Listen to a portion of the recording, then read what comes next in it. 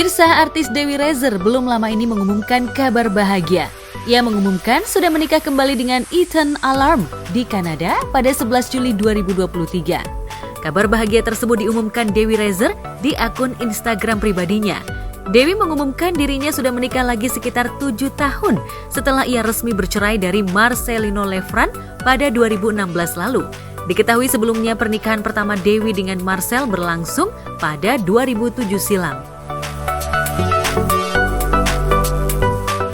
Ya, dalam akun Instagram pribadinya, Dewi Rezer memperlihatkan 2 video yang diedit menjadi satu. Dalam momen bahagianya terlihat ibu 2 anak tersebut mengenakan gaun berwarna putih. Hadir di sampingnya sang suami Ethan yang mengenakan jas biru. Dalam video tersebut Dewi juga menuliskan caption manis, "Together is a beautiful place to be."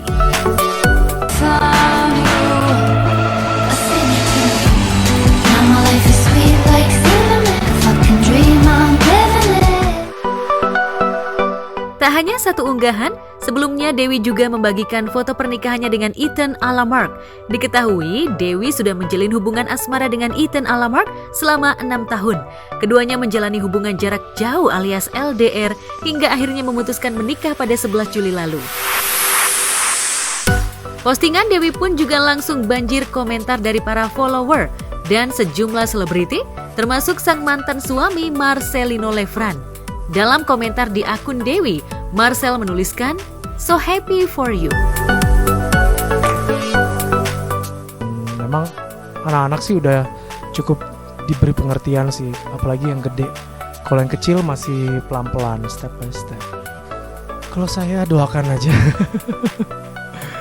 Belum ada sih, dan juga maksudnya juga belum ada waktu, dan gak tahu kenapa sih maksudnya yang ngedeketin pengen kenal apa ya, saya kenal. Cuman kalau mau serius, mau memberikan waktu, aduh aku tuh udah capek gitu. Dan kondisinya sekarang memang lebih lagi jaga fisik sih ya, kondisi kalau lagi pas ada waktu break.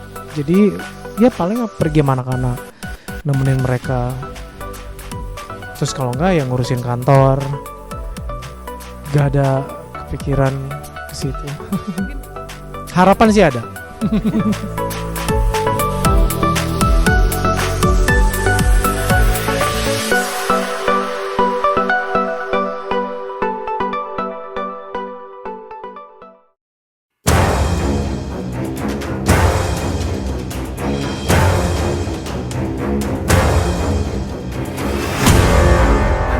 Di lain tempat, sidang kasus penganiayaan berat atas David Ozora kembali digelar. Kali ini terdakwa kasus penganiayaan, yakni Shane Lucas, kembali menjalani persidangan di Pengadilan Negeri Jakarta Selatan. Dalam sidang kali ini, pihak Shane Lucas menghadirkan saksi meringankan, yakni ahli hukum pidana dari Universitas Al-Azhar Suparji Ahmad. Saya menyampaikan ya bahwa Shane ini tidak bisa dikategorikan telah melakukan tindak pidana penganiayaan. Demikian pula dia juga tidak bisa dikategorikan turut serta melakukan tindak pidana penganiayaan. Juga tidak bisa dikategorikan membiarkan terjadi kekerasan terhadap anak. Ya, David misalnya juga tidak bisa dikategorikan turut serta melakukan kekerasan terhadap anak. Karena apa? Karena satu, Shane tidak punya kepentingan apapun terhadap korban David. Shane tidak melakukan apapun terhadap David. Shane juga tidak punya tujuan ya untuk melakukan penganiayaan terhadap David. Shane hanya merekam. Shane hanya diajak. Maka di situ tidak bisa dikategorikan melakukan penganiayaan atau kemudian membiarkan kekerasan terhadap anak, atau turut serta melakukan penganiayaan, atau turut serta membiarkan kekerasan terhadap anak. Karena Shane hanya merekam. Dalam persidangan tersebut, Suparji Ahmad mengatakan bahwa perbuatan Shane dalam merekam aksi penganiayaan David Ozora tidak termasuk dalam kualifikasi unsur pembiaran. Shane berada di situ, dia tidak tahu kalau si Mario mau pemukulan. Yang dia tahu bahwa Mario akan klarifikasi dan dia disuruh merekam. Maka dia tidak membiarkan. maka dia biarkan, maksud saya ketika klarifikasi, dia merekam. Tapi ketika Mario ternyata melakukan pemukulan misalnya, maka untuk itu dia melakukan pencegahan. Maka kita mencegah tadi itu berarti dia tidak melakukan pembiaran. Tak hanya itu, Suparji juga mengatakan bahwa Shane Lucas tidak terkualifikasi ikut melakukan penganiayaan. Dalam persidangan, kuasa hukum Shane juga membuat sebuah ilustrasi terkait unsur penganiayaan terhadap kliennya. Dengan kami hadirkan ahli yang tadi sudah menerangkan bahwa dari segi akademisi, dari segi pendapat dia sebagai ahli hukum Profesor Pak Suparji, dia mengatakan tidak ada unsur ikut perencanaan dan tidak ada ikut untuk melakukan penganiayaan. Dari pasal yang didakwakan, dia bisa bebas. 351 penganiayaan, dia tidak melakukan penganiayaan. 355 penganiayaan direncanakan, dia tidak melakukan itu. Dan penganiayaan berat yang direncanakan, juga dia tidak melakukan itu. Dan juga dia tidak membiarkan terjadinya kekerasan terhadap anak.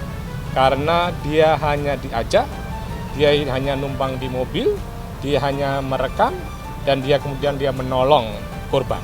Maka untuk itu, demi keadilan, saya mengatakan bahwa Shane ini adalah korban, maka hendaknya dibebaskan dari segala tuntutan maupun kemudian putusan. Suparji juga mengungkap perihal ilustrasi yang digambarkan kuasa hukum Shane di persidangan yang menceritakan suatu dugaan tindak pidana sekaligus unsur turut serta melakukan penganiayaan yang jika dipertanyakan terkait keikutsertaan Shane, Suparji mengatakan bahwa Shane tak melakukan perbuatan apapun dalam bentuk penganiayaan. Dalam hal itu, saksi ahli pidana yang dihadirkan untuk meringankan Shane tersebut juga mengurai bahwa Shane hanya berada dalam ruang dan waktu yang tidak tepat.